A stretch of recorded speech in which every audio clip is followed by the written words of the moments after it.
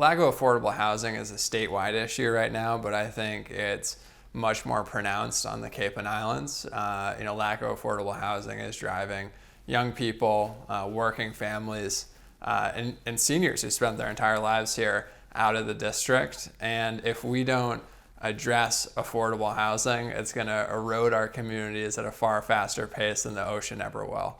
And so in the legislature, we've been really focused on advancing affordable housing initiatives. The most recent iteration of that was this affordable housing bond bill. There's been a lot of discussion on Beacon Hill before I got there about the need for more affordable housing stock in Massachusetts. And this bill is the final culmination of a lot of advocacy work from a whole host of organizations across the state that came in and have put pressure on the legislature to try and fix this affordable housing problem. This bill is a $1.7 billion housing bond bill. It's a bond bill that is over a 5-year period.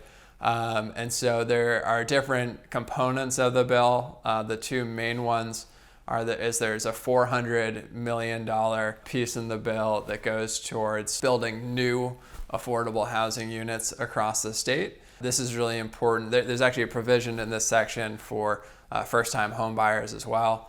And then there's a $600 million piece of the bill that goes towards upgrading existing facilities, because we have a lot of affordable housing stock across the Commonwealth that haven't seen any renovations in a really long period of time. And those are the two largest kind of monetary chunks of the bill.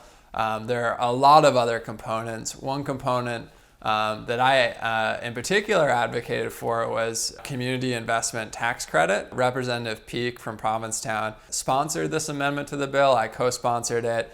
And basically it allows for people to donate to community investment corporations that support affordable housing. We're in a situation right now where there's just a huge lack of housing stock, and people are really struggling to make ends meet in terms of paying for rent.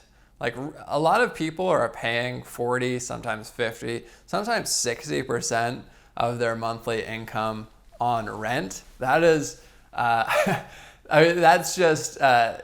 bad for a lot of reasons. One of the main reasons is that if you're spending that much on your rent every month, you're not saving up money for a home, because you have all these other things you got to pay for: groceries, car payments, whatever. There are additional provisions in this bill that help out people with disabilities, creates housing for them. I filed a first-time homebuyers bill on the House, and my colleague Julian Cyr filed the same bill on the Senate side. A lot of pieces of legislation that we work on are nonpartisan, and this is certainly an example of that. Of course, there are others that are very partisan, but this is a nice piece of legislation that I think almost everyone can agree on.